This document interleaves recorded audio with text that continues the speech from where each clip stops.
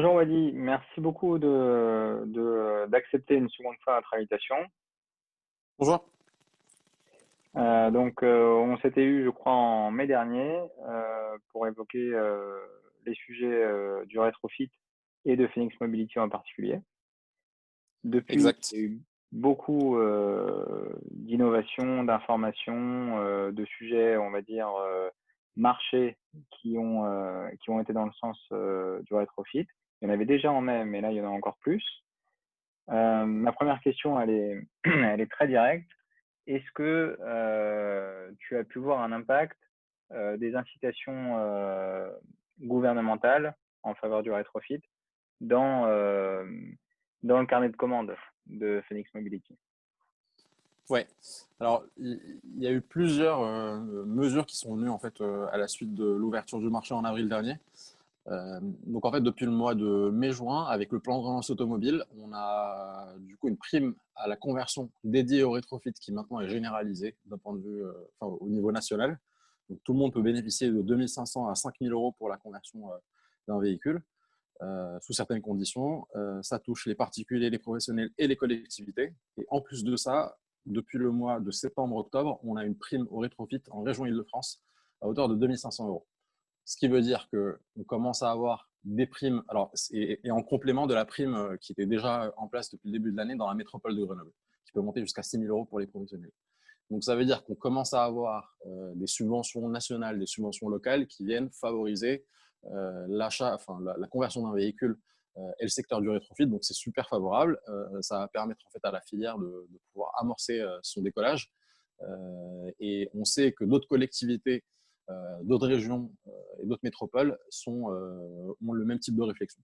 En fait, de manière plus large, c'est très lié à ce qu'on appelle en France les zones à faible émission. En France, on a plusieurs collectivités, une quinzaine aujourd'hui et plus d'une vingtaine à partir de 2021, qui vont ou ont mis en place ce qu'on appelle une ZFE, une zone à faible émission, c'est-à-dire que dans le centre-ville de la collectivité, on interdit la circulation de certains véhicules thermiques, donc les plus polluants. Et globalement, il y a un calendrier qui est fixé en disant d'année en année, on intensifie et on durcit les mesures. Donc en général, quand on met en place une mesure restrictive, de l'autre côté, il faut mettre en place une mesure incitative pour l'achat ou l'acquisition ou la conversion vers un véhicule plus propre. Et donc, c'est ce qu'on a observé avec la métropole de Grenoble, la région Île-de-France. Et normalement, ça va généraliser à d'autres collectivités dans les mois et les années à venir. Très bien. Aujourd'hui, donc quand on s'était parlé la première fois, tu me disais que le secteur professionnel, c'était vraiment votre cœur de cible, là où vous développez et là où vous voulez aller. Aujourd'hui, j'ai pu comprendre qu'il y avait différents changements, notamment dans la stratégie et basiquement sur le site internet, il y a une mise en avant qui est quasi similaire et équitable pour le particulier et le professionnel. Donc, est-ce qu'il y a quelque chose qui a changé? Est-ce que maintenant les kits sont déployables massivement? Oui. Est-ce que tu peux nous en dire Alors, en plus? fait, ouais, tout à fait. Alors, en fait, nous, développer un kit pour un Renault Trafic, par exemple, que ce soit à la fin pour convertir un véhicule appartenant à une collectivité, une entreprise ou un particulier, c'est pareil. Alors, mis à part l'acquisition du client, tout le marketing qu'il y a derrière, opérationnellement, c'est pareil. C'est exactement le même process opérationnel et réglementaire. Donc, il n'y a pas de différence. Néanmoins, notre positionnement, il reste à court terme très axé sur les collectivités et les entreprises. Donc, on va plutôt adresser les flottes de véhicules utilitaires à destination des collectivités et des entreprises. Les particuliers ne sont pas forcément une priorité pour l'instant, mais ils ne sont pas exclus.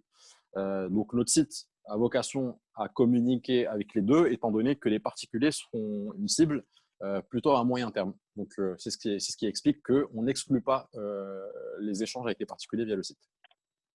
D'accord, parfait. J'ai vu aussi que les liens s'étaient renforcés avec la ville de Grenoble. Ouais. Donc comment ça se matérialise? Comment, sur quel champ et qu'est-ce qui est concrètement prévu? Oui. Si tu peux en En fait, parler. la ville et la métropole de Grenoble, de manière générale, ont été un peu précurseurs par rapport au secteur du rétrofit. Pour deux raisons. La première, c'est que ça a été la première collectivité bien avant l'ouverture du marché à subventionner le rétrofit. Donc, il y a eu une subvention qui est possible et qui est déployée depuis le mois de janvier. Concrètement, ça ne servait à rien entre janvier et le moment où l'homologation est devenue autorisée, mais en tout cas, voilà, ça a ouvert la voie vers quelque chose de très positif autour du rétrofit. Et en plus de ça, la ville de Grenoble, donc ça a été déployé par la métropole de Grenoble. C'est un plan qui concerne les plus de 20 collectivités de la métropole. Et en parallèle, la ville de Grenoble a été notre premier client. Donc pareil, bien avant l'homologation, la ville de Grenoble nous a confié d'abord un véhicule pour nous lancer en fait, et nous donner en fait, un premier véhicule à convertir sur la cible qu'on visait, donc les véhicules utilitaires. Donc globalement, en fait, ça a permis l'impulsion et le décollage de notre activité et de la visibilité qu'on peut avoir autour du rétrofit dans le bassin grenoblois de manière générale.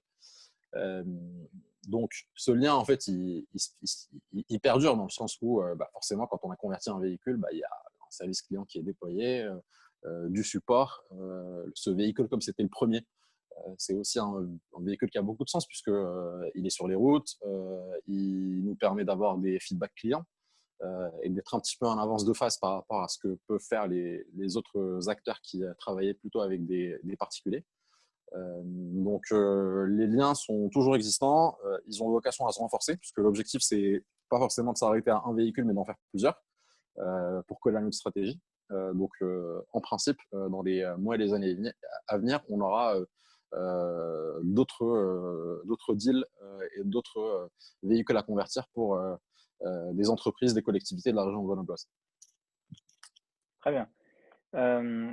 Donc, par rapport au réseau de partenaires, ce que j'ai pu comprendre aussi, c'est, enfin, tu me l'avais dit, hein, c'est que petit à petit, tu vas déployer, enfin, vous allez déployer un réseau de partenaires.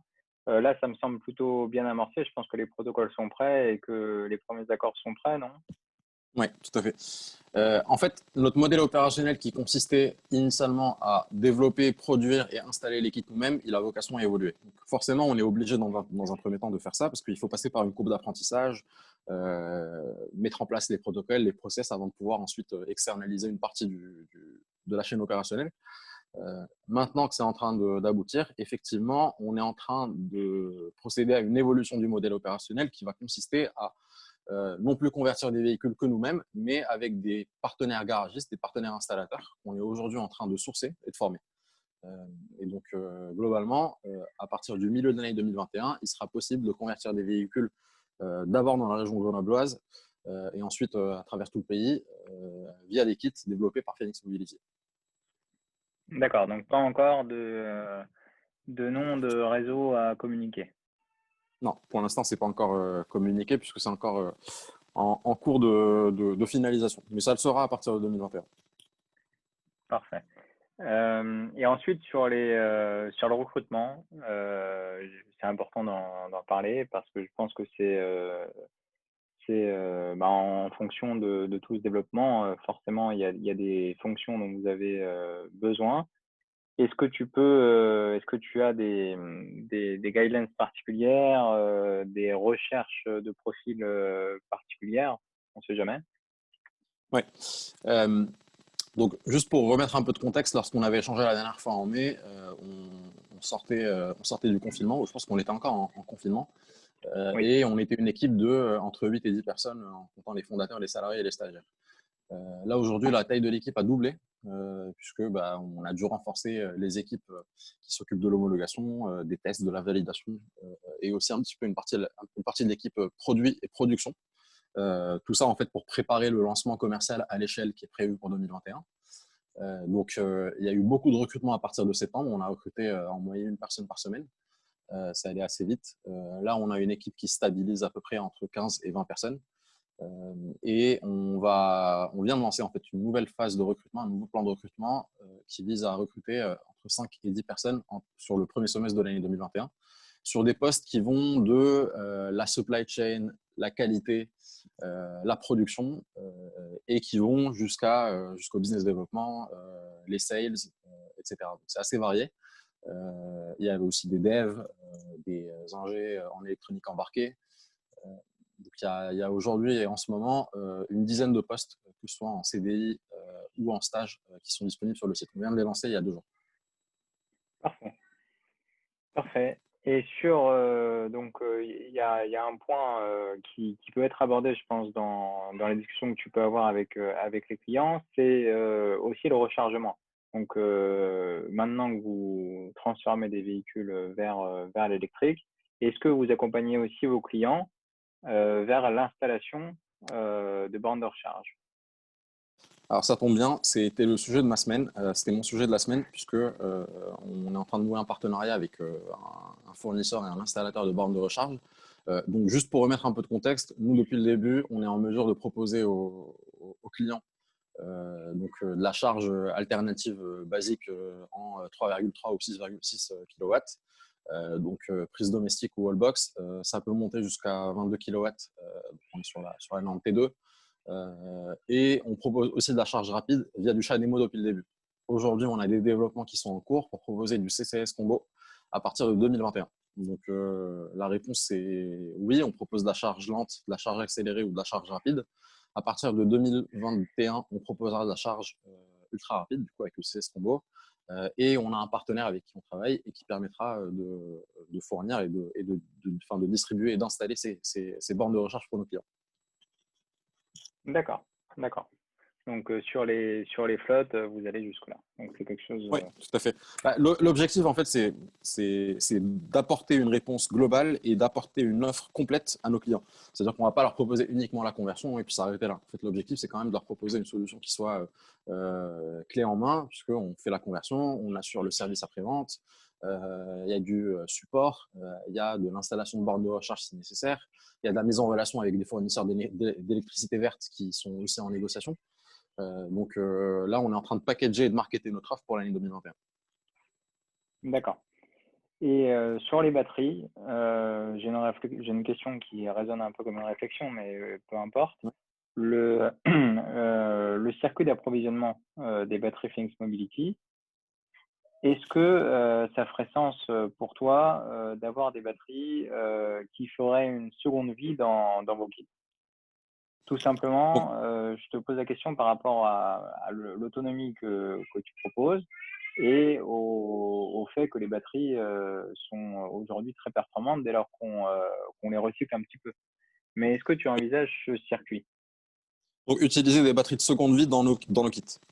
Oui, C'est pas envisagé, ni à court ni à moyen terme, pour la simple raison que ça pose des problèmes de certification et d'homologation. Euh, depuis le mois d'avril, l'homologation en série est autorisée sans l'accord du constructeur. Depuis le mois d'avril, il y a des discussions avec l'UTAC, le CNRV et la DGEC pour décortiquer et traduire un arrêté réglementaire en cahier des charges techniques, en processus opérationnel. Les homologations ont commencé au deuxième semestre et il y a un cahier des charges qui est quand même assez rigoureux, assez strict, dans lequel aujourd'hui il est très très compliqué de pouvoir homologuer des batteries de seconde vie. Donc, ce n'est pas envisagé à court terme. Par contre, nous, ce qu'on propose, c'est que nos batteries, une fois qu'elles sont utilisées et qu'elles ne sont plus utilisables pour un véhicule électrique, on leur donne une seconde vie, justement, avec des partenaires qui font du stockage d'énergie renouvelable. Donc, on est plutôt dans le schéma inverse. d'accord, On va, parfait. on va plutôt en fait distribuer, enfin, redonner une seconde vie à nos batteries par la suite. Ok. Bah, écoute, c'est extrêmement clair comme d'habitude. Et je te remercie beaucoup pour cette clarté qui permet d'en savoir un petit peu plus. Et pour simplement finir, tu confirmes aujourd'hui que le cadre réglementaire qui est en place, donc il y a eu beaucoup de pas de fait vers le rétrofit, vous permet de travailler sereinement ou est-ce qu'il manque encore quelque chose pour accélérer? Non, alors aujourd'hui, le cadre réglementaire est parfait, dans le sens où, enfin, parfait, il est excellent par rapport à ce qu'on peut avoir dans d'autres pays. Enfin, il faut juste rappeler que la France est passée, comme je l'avais dit la dernière fois, du pays le plus restrictif au pays, enfin, limite à un Eldorado par rapport au rétrofit, en tout cas par rapport à l'industrialisation de la filière du rétrofit. Donc, on a un cadre réglementaire, un cadre technique qui permet d'encadrer cette homologation et cette activité. Aujourd'hui, il y a en fait encore un travail, je pense, assez long entre les rétrofiteurs, les pouvoirs publics et les autorités qui s'occupent de l'homologation pour fluidifier et rendre plus simple, plus rapide et plus digeste le process d'homologation. Parce qu'il ne faut pas oublier non plus que ce processus d'homologation n'est pas exactement le même que celui qu'on impose aux constructeurs. Il y a certains tests qui peuvent être renforcés par rapport à ce que font les constructeurs et certains tests qui ne sont pas imposés aux rétrofitteurs. Donc, en fait, c'est la première fois que les autorités qui s'occupent de l'homologation, enfin en l'occurrence l'UTAC, ont à traduire et décortiquer un processus comme celui-là. Donc, il y a eu un travail en fait de réflexion en amont. Donc, à l'issue de ce travail de réflexion, normalement, le processus d'homologation sera super clair, sera beaucoup plus fluide et permettra aux homologations d'avancer plus rapidement. Donc, la réponse est le cadre réglementaire est bon. Maintenant, il faut fluidifier un petit peu le processus d'homologation en soi. Très bien. Et par rapport au cercle associatif qui a apporté beaucoup à tous ces changements-là, est-ce que tu envisages de te rapprocher de cercles électriques à visée européenne ou internationale pour également faire part d'apports que tu pourrais avoir sur les problématiques françaises et en tout cas représenter la filière, ou c'est trop tôt encore? Ou peut-être qu'il n'y a pas de cadre? Non, en fait, que oui, effectivement, enfin, nous, depuis le démarrage, que ce soit via l'association R ou de manière indépendante, on a multiplié les échanges avec des autorités, enfin, avec les associations françaises, les associations européennes, pour pouvoir en fait promouvoir notre solution, ce qui se faisait dans les autres pays, pouvoir se baser dessus pour faire un REX en France. Aujourd'hui, le travail que l'association R a effectué en France, on est parti d'un arrêté qui datait de 2009.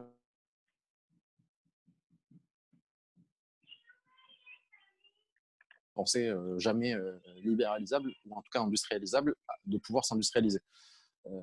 Donc, ce que je veux dire, c'est que ce travail qui a été fait en France, maintenant, en fait, c'est un petit peu un passif et un historique qu'on peut avoir et sur lequel on peut se baser pour essayer de dupliquer le même processus dans d'autres pays européens. Donc, c'est encore peut-être un petit peu trop tôt parce qu'on est encore en plein dedans en France. On sort de ce processus de lobbying et on est en plein dans le processus de traduction du texte réglementaire en réalité opérationnelle. Mais ensuite, dans un second temps, effectivement, si les rétrofitteurs veulent aller à l'étranger ou si des rétrofitteurs locaux à l'étranger veulent avoir le même processus qu'en France, il va falloir mettre en place des échanges au niveau européen. Parfait. Mais écoute, c'est extrêmement clair. Merci beaucoup pour ton temps, pour cette petite mise à jour. Et j'espère qu'on pourra encore se retrouver dans quelques mois avec encore des bonnes nouvelles. T'en prie, avec plaisir. Merci beaucoup en tout cas pour l'invitation. Merci beaucoup.